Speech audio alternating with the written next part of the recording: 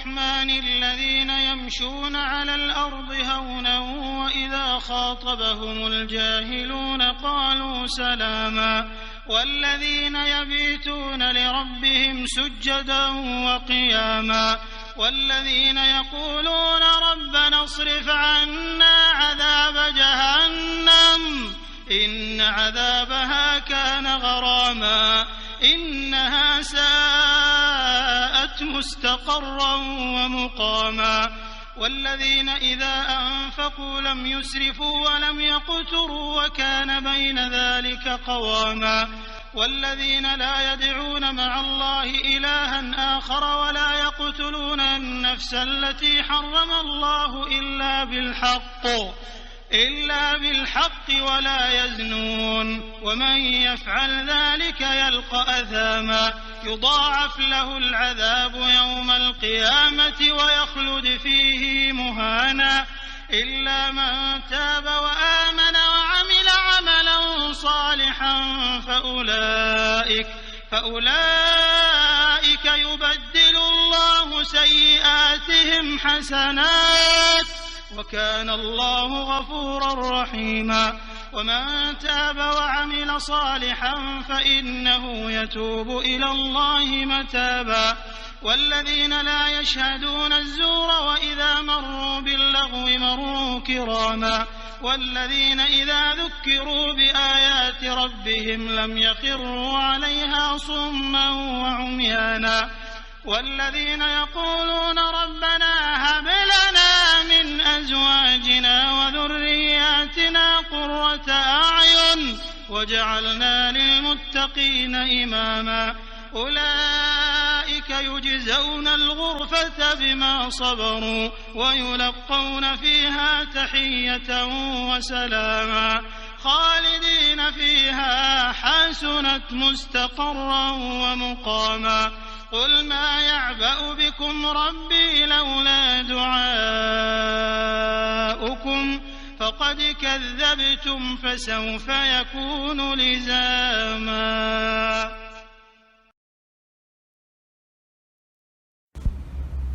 اعوذ باللہ من الشیطان الرجیم بسم اللہ الرحمن الرحیم. سبحان اللہ وبحمدہ سبحان اللہ العظیم نحمدہ ونصلی علی رسولہ الکریم. آج ہم سورہ فرقان میں سے عباد الرحمن کے بارے میں پڑھیں گے. عباد بندے کو کہتے ہیں اور تمام انسان اللہ کے بندے ہیں، لیکن یہاں اللہ تعالیٰ نے کچھ کوالٹیز کا ذکر کرنے سے پہلے فرمایا ہے کہ عباد الرحمن وہ ہیں جو یہ اور یہ کام کرتے ہیں. تو اللہ تعالیٰ نے یہاں اپنے لیے رحمان کی صفت رحمان کا نام استعمال کیا ہے، تو اس پہ پہلے غور کر لیتے ہیں کہ اس کی کیا وجہ ہے. جب اللہ کی رحمت انسان کو فوراً ملنے والی ہو اور وہ محبت اور رحمت کی انتہا پر ہو تو اسے رحمان کہتے ہیں. تو یہاں اللہ تعالیٰ نے بہت ہی خصوصیت کے ساتھ رحمان کی صفت کے ساتھ پکارا ہے کہ میرے خاص بندے وہ ہیں جو یہ کام کرتے ہیں، اور یہ تقریباً 10 کوالٹیز ہیں جن کے بارے میں اللہ رب العالمین نے ہمیں بتایا ہے. یہ ضروری نہیں کہ 10 کی 10 کوالٹی انسان کے اندر پوری کی پوری موجود ہوں، لیکن ان کے لیے کوشش کی جا رہی ہو اور ان کو اپنایا جا رہا ہو تو ہم اللہ کے خاص بندوں میں شامل ہوں گے. اس میں سب سے پہلے صرف جو اللہ نے بتائی ہے کہ وہ لوگ زمین پر نرم چال چلتے ہیں. اس سے مراد ان کی پرسنالٹی میں عاجزی یا ہیوملٹی ہے. وہ بات چیت میں، رویے میں نرم مزاج ہوتے ہیں اور لوگوں کے ساتھ برابر کی ڈیلنگ کرتے ہیں، چاہے وہ کئی معاملات میں ان سے سپیریئر ہوں، چاہے وہ علم میں، اسکلز میں، مال میں آگے ہوں، لیکن سامنے والے کو احساس نہیں ہونے دیتے کہ میں تم سے کوئی برتر شے ہوں. اس کی مثالیں ہمیں نبی کریم صلی اللہ علیہ وسلم کی زندگی میں بہت ملتی ہیں کہ وہ نبی تھے اور تمام مسلمانوں کے سربراہ تھے، لیکن کوئی بھی عام فرد آن کے ان سے اپنا کام کہتا تو وہ اس کے ساتھ اس کام کے لیے چل پڑتے تھے. یعنی ان کی پوری شخصیت میں وقار کے ساتھ نرمی بھی تھی. نرم چال چلنے سے مراد واکنگ اسٹائل بھی ہو سکتا ہے کسی کے چلنے کا انداز اس کے کردار کو ظاہر کرتا ہے۔ اکثر لوگوں کے چلنے کے انداز کو دیکھ کر یہ اندازہ لگایا جا سکتا ہے کہ یہ شخص کس پرسنالٹی کا مالک ہے۔ ایروگنس رکھنے والے شخص کا واکنگ اسٹائل ہیوملٹی رکھنے والے شخص کے اسٹائل سے بالکل ڈیفرنٹ ہوتا ہے۔ اور پھر اللہ تعالیٰ نے ان کی ایک اور کوالٹی بتا دی کہ وہ جب جاہل ان سے گفتگو کرتے ہیں تو وہ ان سے کہتے ہیں قالوا سلاما۔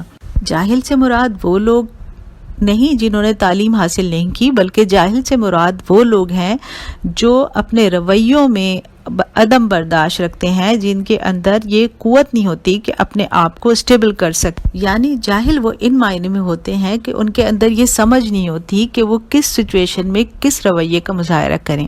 مثال کے طور پہ کوئی چھوٹا سا ایکسیڈنٹ ہو جاتا ہے اور کسی کی غلطی اس میں ہوتی ہے تو دوسری کار والا اتر کے اس کے ساتھ انتہائی ناراضگی سے بات کرتا ہے اور غصہ کرتا ہے، لیکن اگر جو عاجزی اور نرم مزاجی رکھنے والے لوگ ہوتے ہیں وہ اس سچویشن کو سنبھالتے ہیں اور کہتے ہیں کہ کوئی بات نہیں، اگر ہماری غلطی ہے تو ہم معذرت کرتے ہیں اور آپ کی غلطی ہے تو ہم اس کو کور اپ کرتے ہیں، معاف کرتے ہیں۔ تو یہ چیز ہوتی ہے کہ سچویشن کو ہینڈل کرنا انہیں آتا ہے اور اس کو بہترین طریقے سے لے کے چلتے ہیں۔ وہ کہتے ہیں قالوا سلاما، اس کا یہ مطلب نہیں کہ وہ جھگڑنے والے کو سلام کرتے ہیں، بلکہ مراد یہ ہے کہ ان کی طرف سے سلامتی کا رویہ ہوتا ہے۔ کوئی دوسرا ان کے ساتھ اگر غصے سے پیش آئے تو وہ اس کے مقابلے میں اپنی ایگو کو سامنے نہیں لے آتے، بلکہ معاملے کو نرم مزاجی سے ختم کر دیتے ہیں۔ ان بندوں کی تیسری صفت یہ بتائی گئی ہے کہ وہ قیام اللیل کرتے ہیں، تہجد میں اٹھتے ہیں اور نمازیں پڑھتے ہیں، لیکن اس کوالٹی کو اللہ رب العالمین نے تیسرے نمبر پہ بتایا ہے۔ حالانکہ یہ انتہائی بلند کوالٹی ہے اور ایک نہائی مشکل کام ہے، لیکن اللہ رب العالمین نے پہلی دو کوالٹیز کو پریفرنس دی ہے اور یہ بتایا کہ نرم مزاجی اور باوقار ہونا اور لوگوں کے ساتھ انٹریکشن میں بلندی کا مظاہرہ کرنا اللہ کو زیادہ پسند ہے۔ عبادات کی اہمیت اپنی جگہ ہے اور معاملات کی اہمیت اپنی جگہ ہے۔ نمازیں اور قیام ان کو رب سے قریب کرتے ہیں اور اچھا اخلاق ان کو لوگوں کے لیے ہر دل عزیز بناتا ہے۔ پھر اگلی صفت یہ بتائی گئی ہے کہ وہ عذاب جہنم سے بچنے کی دعائیں کرتے ہیں۔ قرآن پاک میں بہت سے مقام پہ اللہ تعالیٰ نے جہنم کا ذکر کیا ہے۔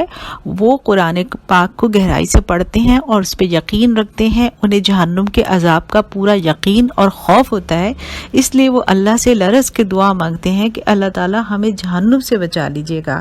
اور یہ خوف کرنا اور عاجزی سے دعا مانگنا اللہ رب العالمین کو اتنا پسند آتا ہے کہ وہ انہیں اپنے محبوب بندوں میں شامل رکھتا ہے۔ عباد الرحمن یعنی اللہ کے خاص بندوں کی ایک اور صفت یہ ہے کہ وہ جب خرچ کرنے جاتے ہیں تو نہ انتہائی فضول خرچی کرتے ہیں اور نہ کنجوسی کرتے ہیں، بلکہ ان کا خرچ بیلنسڈ ہوتا ہے۔ اللہ کے راستے میں بھی خرچ کرتے ہیں اور اپنی ذاتی ضروریات کے لیے بھی مناسب حد تک خرچ کرتے ہیں۔ اللہ تعالیٰ کو وہ لوگ پسند ہیں جو درمیانہ رویہ اختیار کرتے ہیں، بیلنس لائف گزارتے ہیں۔ بیلنس لائف میں یہ بھی شامل ہے کہ خرچ دنیا کے لیے بھی کرتے ہیں اور آخرت کے لیے بھی۔ دنیاوی ضروریات میں بھی اپنی فیملی کو پریشان نہیں کرتے، لیکن اللہ رب العالمین کے راستے میں خرچ کرنے کے لیے بھی ان کا دل بہت کھلا ہوتا ہے اور وہ اللہ کے اس وعدے پہ یقین رکھتے ہیں کہ اللہ تعالیٰ 70 گنا اور 700 گنا سے تک بھی بڑھا کر دے سکتا ہے، تو وہ پھر کنجوسی کا شکار نہیں ہوتے۔ ان کوالٹیز کو بیان کرنے کے بعد اللہ رب العالمین نے 3 کبیرہ گناہوں کا ذکر کیا ہے کہ وہ شرک نہیں کرتے، قتل نہیں کرتے اور فورنیکیشن نہیں کرتے، یعنی تمام گناہوں میں سب سے بڑا گناہ شرک ہے۔ اور اللہ رب العالمین نے رحمت کے دروازے یہ کھول کر کہہ دیے کہ تم اگر شرک نہ کرو تو میرے خاص بندوں میں شامل رہو گے۔ شرک کی ہر شکل اللہ تعالیٰ کو ناپسند ہے اور اس کی کسی حال میں معافی نہیں ہے۔ شرک کی ایک شکل یہ ہے کہ دیوی دیوتاؤں کو پوجا جائے اور پتھر کے بت بنائے جائیں، لیکن شرک کی ایک شکل یہ بھی ہے کہ کسی کو غوث، قطب، ابدال سمجھیں اور یہ سمجھیں کہ وہ سپر نیچرل طریقے سے ہماری مدد کر سکتے ہیں۔ یہ عقیدہ بھی شرک میں ہی آتا ہے، تو اللہ تعالیٰ نے اس کی معافی نہیں رکھی ہے اور اس پہ ہمیں اپنے عقیدوں کو ہمیشہ چیک کرتے رہنا ہے۔ اس کے بعد دوسرا کبیرہ گناہ جو بتایا گیا وہ کسی جان کو ناحق قتل کرنا. اللہ نہ کرے کہ کوئی اس جرم میں شامل ہو، لیکن عموماً ابارشن کو اس ناحق قتل کرنے میں نہیں سمجھا جاتا. اس کی طرف سے اویئر رہنا چاہیے کہ یہ بھی کسی کی جان لینا ہی ہے. پھر تیسرے بڑے گناہ کا ذکر ہے کہ فورنیکیشن یعنی زنا. اس سے ہر مسلمان بہت محتاط رہتا ہے، لیکن شیطان نے اس کے راستے کو بہت خوشنما بنا دیا ہے اور انسان بے دھیانی میں اس کے راستے پر قدم رکھتا چلا جاتا ہے. ہم آج کل کی سچویشن دیکھیں کہ کو ایجوکیشن میں دوستیاں ہو جاتی ہیں، نوٹس اور اسائنمنٹ بنانے کے لیے ساتھ کام کرنا ہوتا ہے، پھر آہستہ آہستہ یہ سلسلہ بڑھنے لگتا ہے، دوسری گفتگو شروع ہو جاتی ہے. تو یہ راستہ بہت خطرناک نتائج کی طرف لے کے جاتا ہے. تو اس کے پہلے قدم پر ہی محتاط ہو جانا چاہیے. کوشش یہ کی جائے کہ ضرورت کی بات کی جائے، لمٹس کے اندر رہا جائے، فرینڈشپس میں محتاط رہا جائے، اور ہر وقت اللہ کا خوف ہمارے سامنے رہے کہ اللہ ہمیں دیکھ رہے ہیں، تو کوئی ایسی غلطی نہ ہو جائے جس کے نتائج دنیا میں بھی برے ہوں اور آخرت میں بھی. لیکن اگر کسی سے غلطی ہو ہی جائے، جو کہ عین ممکن ہے کیونکہ شیطان ہر انسان کے ساتھ لگا ہوا ہے اور ہمیشہ اسے بہکا رہا ہوتا ہے، تو غلطیاں ہو جاتی ہیں. لیکن اب مایوس ہونے کی ضرورت نہیں ہے. اللہ رب العالمین نے فرمایا ہے لا تقنطوا من رحمت اللہ، میری رحمت سے مایوس نہ ہو جاؤ، توبہ کر لو. تو اللہ جی کیا چاہتے ہیں کہ ہم سیریسلی توبہ کر لیں اور سنسیئرلی ایفرٹ کرتے ہیں. تو اللہ تعالیٰ کہتے ہیں یہ توبہ کرنے کا حق ہے، پلٹنے کا حق ہے کہ اس کے بعد پھر نیکیاں اسی طرح کی جائیں، اس سے بڑھ کر کی جائیں جیسے پہلے گناہ کیے تھے. ایک اور بات یہ ضروری ہے کہ ہم اپنے تمام گناہوں پر دل سے شرمندہ ہوں. گناہ بڑا ہو یا چھوٹا، دل میں شرمندگی ضروری ہے. اگر ہم یہ سوچتے ہیں کہ یہ تو گناہ بہت معمولی ہے اور اس میں ایسی کون سی بڑی بات ہے، تو اللہ تعالیٰ کو یہ بات انتہائی ناپسند ہے کہ ہم اللہ کی نافرمانی کو معمولی بات سمجھیں. گناہ اللہ کی نافرمانی ہے، اور نافرمانی چھوٹی ہو یا بڑی وہ رب العالمین کی شان میں گستاخی ہے. تو گلٹ ہو، ندامت کے ساتھ معافی مانگی جائے تو اللہ تعالیٰ اس گناہ کو معاف کر دیتے ہیں. اور پھر یہ بھی کہ عباد الرحمن جھوٹ کے گواہ نہیں بنتے. ہر وہ بات جو سچ کے خلاف ہو وہ جھوٹ کی کیٹیگری میں آتی ہے. اس میں یہ بھی آتا ہے کہ کوئی شخص اگر جھوٹ بول کر کوئی فائدہ اٹھانا چاہتا ہے تو ہم خاموش رہ کے اس کا ساتھ دیں تو یہ جھوٹی گواہی میں شامل ہوتا ہے. اس کے علاوہ عدالتوں میں جھوٹی گواہیاں دی جاتی ہیں. یہ سب کبیرہ گناہوں میں آتا ہے. اور جھوٹی گواہی میں یہ بات بھی شامل ہے کہ ہم کوئی بھی غلط چیز بغیر تحقیق کے، بغیر سرچنگ کے آگے فارورڈ کر دیتے ہیں سوشل میڈیا پہ، اور ہم اس طرح سے اس غلط چیز کے شیئرنگ میں شامل ہو کر اس جھوٹ کے وٹنس بن جاتے ہیں. اس کو ذرا سا سمجھ لیں کہ جس چیز کو ہم شیئر کر رہے ہیں تو اس کا مطلب ہے کہ ہم اس کو صحیح سمجھ رہے ہیں، اور پھر یہ وٹنس کے زمرے میں آتا ہے. اسی طرح اسکرین پہ ہم بہت کچھ دیکھتے ہیں اور ان میں بہت ساری باتیں غلط ہوتی ہیں، اور ہمیں پتہ ہوتا ہے یہ کہانی بھی جھوٹ ہے اور یہ جو کچھ ہمیں دکھایا جا رہا ہے یہ سارا کام غلط ہے، لیکن ہم اس کو دیکھ رہے ہوتے ہیں. تو یہ وٹنس آف فالسہڈ ہو جاتا ہے. پھر ہم یہ بھی دیکھیں اس آیت میں اللہ نے فرمایا ہے کہ وہ لغویات سے دور رہتے ہیں، یعنی بیکار اور فضول کاموں سے دور رہتے ہیں. وہ ایسی کمپنی سے اور ایسی گیدرنگ سے دور رہتے ہیں جہاں اس طرح کے فضول کام ہو رہے ہوں جو اللہ کو ناپسند ہیں. اور یہ سب بے فائدہ فضول باتیں جو ہیں وہ اپنے مقصد زندگی سے انسان کو دور کرتی ہیں. اللہ تعالیٰ نے اس لیے ان کو ناپسند کیا ہے. آج کل ہم جس سچویشن سے گزر رہے ہیں، لاک ڈاؤن اور آئسولیشن میں، بہت سارے لوگ اپنے ٹائم کا استعمال کر رہے ہیں. کچھ بندے اس ٹائم میں کو اپنی بڑھانے میں استعمال کر رہے ہیں، کوئی قرآن کی تلاوت کر کے اپنے ثواب بڑھا رہا ہے، کوئی اپنے فیلڈ میں اسپیشلائزیشن کے کورس کر رہا ہے، کوئی فیوچر پلاننگ کے لیے کوئی کام کر رہا ہے، اور ساتھ ہی کچھ لوگ ویڈیو گیمز، موویز اور ڈرامہ سیریل کے ساتھ وقت گزار رہے ہیں. تو ہم خود سوچ سکتے ہیں کہ الرحمن نے کسے پسند کیا ہوگا. یہ جان لیں کہ جو ٹائم گزر جاتا ہے وہ دوبارہ کبھی واپس نہیں آتا، اور اللہ تعالیٰ کو ہمیں ٹائم کا حساب دینا ہے. تو اللہ کو وہ بندے پسند ہیں جو ٹائم کو اس کی مرضی کے مطابق گزاریں، اور رات اور دن اور زندگی کے ہر مرحلے میں یہ سوچتے رہیں کہ کون سی چیز اللہ کو پسند ہے جو میں کر لوں، اور کون سی چیز جو اللہ کو ناپسند ہے وہ میں چھوڑ دوں. پھر آیت میں ہے کہ وہ نصیحت جب ان کو سنائی جاتی ہے قرآن کی آیات کی تو وہ اندھے اور بہرے بن کر نہیں رہ جاتے، یعنی کہ ایسا نہیں کرتے کہ بس سنا ہی نہیں. دیکھیے نصیحت کسی کو اچھی نہیں لگتی عام طور سے، لیکن جو سمجھدار اور عقل مند لوگ ہوتے ہیں وہ کسی کی ویل وشر کی نصیحت سے فائدہ اٹھاتے ہیں، سوچتے ہیں کہ اچھا انہوں نے ہمیں فلاں کورس کا بتایا، اچھا ہمیں فلاں ٹپ دی تو ہم ضرور اس کو فالو کر لیں. پھر جب قرآن سے زیادہ کون ہمارا ویل وشر ہوگا، تو اس کی جو ایڈوائزز ہیں وہ سب سے زیادہ بینیفیشل ہیں.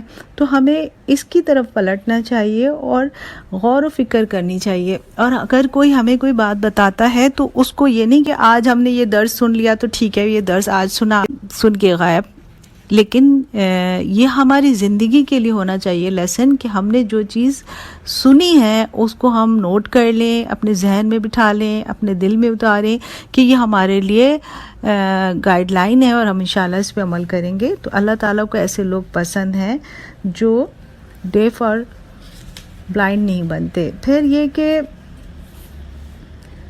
آگے یہ دعا ان کی بتائی گئی ہے کہ وہ کہتے ہیں کہ اے اللہ ہمیں ہمارے اہل خانہ میں سے اولاد کی ٹھنڈک دے اور ہم کو پرہیزگاروں کا امام بنا دے.